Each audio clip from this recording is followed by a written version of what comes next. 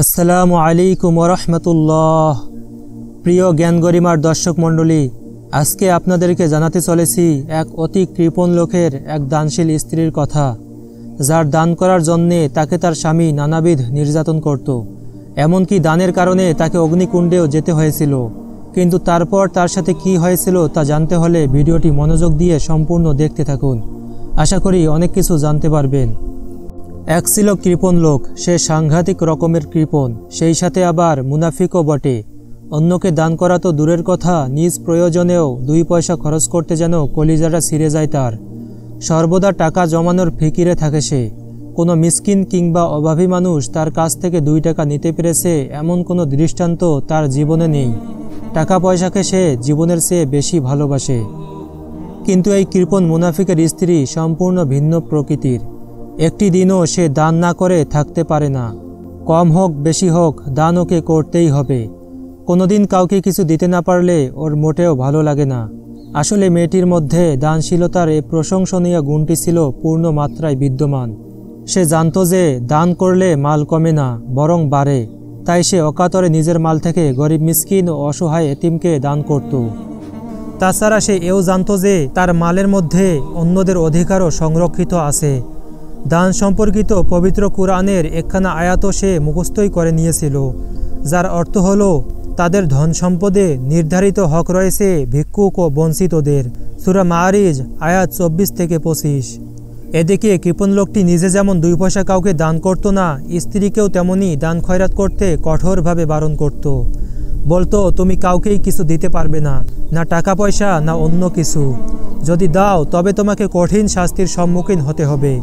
স্ত্রী বলতো, আমি তো আপনার মাল থেকে দিচ্ছি না, বরং আমার মাল থেকেই দিচ্ছি, তথাপি আপনি আমাকে দান করতে নিষেধ কেন করেন? লোকটি তখন বলতো, কেন বুঝি না, তুমি দান করতে পারবে না, এই হলো আমার শেষ কথা।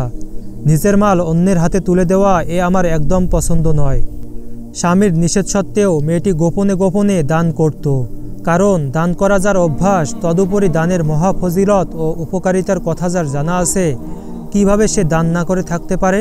তাছাড়া সে জানে স্বামীর ওইসব নির্দেশ যা পালন করলে আল্লাহ তাআলার নাফরমানি হয়, কখনোই তা পালন করা যাবে না। কেউ যদি পালন করে তাহলে সে গুনাহগার হবে।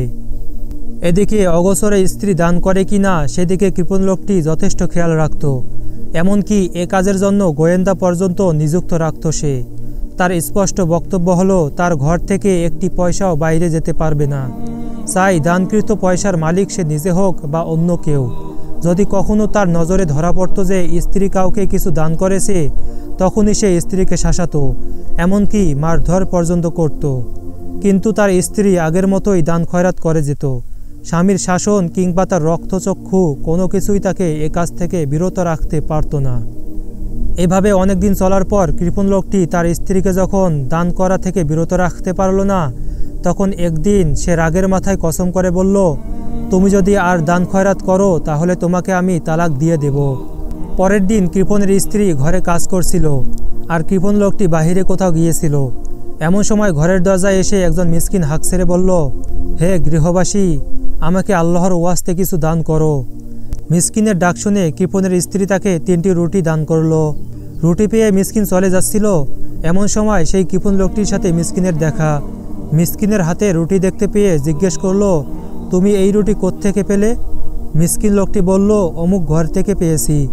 কৃপণ লোকটি রাগে অগ্নিশর্মা হয়ে বাড়িতে গেল। স্ত্রীকে জিজ্ঞেস করল, আমি কি তোমাকে কসম দিয়ে বলিনি যে দান খয়রাত করলে তোমাকে তালাক দিয়ে দেব?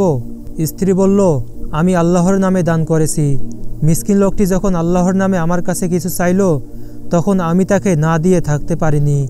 কৃপণ লোকটি বলল, ঠিক আছে, তোমাকে এর মজা দেখাচ্ছি। এ বলে সে বাইরে গিয়ে বড় একটি অগ্নিকুঞ্জ প্রজ্বলিত করল। তারপর স্ত্রীকে লক্ষ্য করে বলল, তুমি তো আল্লাহর নামে দান করেছো, তাই না? তো এবার আল্লাহর নামে এই অগ্নিকুণ্ডে ঝাঁপ দাও তো দেখি। স্বামীর নির্দেশ পাওয়ার সঙ্গে সঙ্গে দানশেলা এই নারী দেরি করল না। সে তাড়াতাড়ি গহনা অলঙ্কারে সজ্জিত হয়ে আগুনে ঝাঁপ দেওয়ার জন্য প্রস্তুত হয়ে এলো। এ সময় কৃপণ মুনাফিক বলল, তুমি গহনা খুলে ফেলো, তারপর আগুনে ঝাঁপ দাও। স্ত্রী বলল, বন্ধু তো বন্ধুর সাথে সাক্ষাৎ করার সময় সজ্জিত হয়েই সাক্ষাৎ করতে যায়, তাই না?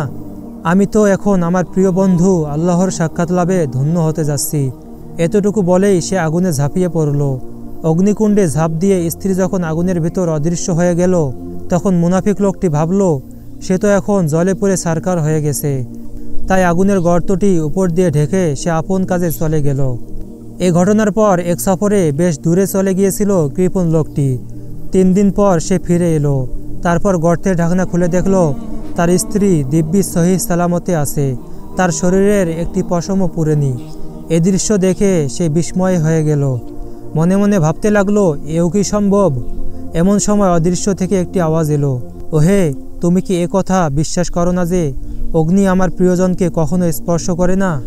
প্রিয় দর্শক মণ্ডলী, দেখলেন তো মহান আল্লাহ পাক দানের ওসিলায় কৃপণ লোকটির স্ত্রীকে কত বড় কঠিন অবস্থায় হেফাজত করেছেন, কিভাবে তাকে প্রজ্বলিত আগুনের ভেতরেও সহি সালামতে রেখেছেন। হ্যাঁ, দান খয়রাত সত্যি এক মহাশক্তিধর জিনিস। এর বদৌলতে আল্লাহ পাক মানুষকে কঠিন থেকে কঠিনতর বিপদ থেকেও বাঁচিয়ে দিতে পারেন, হেফাজত করতে পারেন নানাবিধ পেরেশানি থেকে। তবে সে দান অবশ্যই নিষ্ঠার সাথে হতে হবে একমাত্র আল্লাহর সন্তুষ্টির জন্যই। এখানে আরেকটি কথা হলো, যে দানের ওসিলায় মহান রব্বুল আলামিন বনি আদমকে দুনিয়ার বিপদ আপদ থেকে উদ্ধার করেন, যে দানের বদৌলতে আল্লাহ পাক পরকালের কঠিন শাস্তি থেকেও আমাদেরকে হেফাজত রাখবেন, এ আশা কি আমরা করতে পারি না? হ্যাঁ পারি, অবশ্যই পারি। তাই আসুন আজ থেকে আমরা কৃপণতার স্বভাব পরিত্যাগ করে আল্লাহর পথে বেশি বেশি দান সদাকা করি। এতিম, অসহায় ও বঞ্চিত মানুষগুলোকে দূর দূর করে তাড়িয়ে না দিয়ে নিজের ভাই বোনের মতোই স্নেহের ছায়া দান করি, আদর যত্ন করি, সামর্থ্য অনুসারে দান করি। আর মনে রাখি, এসব মানুষকে আল্লাহ পাকই অভাবী বানিয়েছেন। তিনি ইচ্ছা করলে আমাদেরকেও এমন অভাবী বানাতে পারেন। তাই আল্লাহর কাছে আমাদের অবস্থানের জন্য সর্বদাই শুকরিয়া যাপন করা উচিত। হে করুণার আধার দয়ালু মাওলা, তুমি আমাদের অকাতরে দান করার তৌফিক দাও তোমার দেওয়া নিয়ামতের যথাযথ শুকরিয়া আদায় করার। আমিন। প্রিয় বন্ধুরা, ভিডিওটি ভালো লাগলে প্লিজ একটা লাইক করবেন। ধন্যবাদ।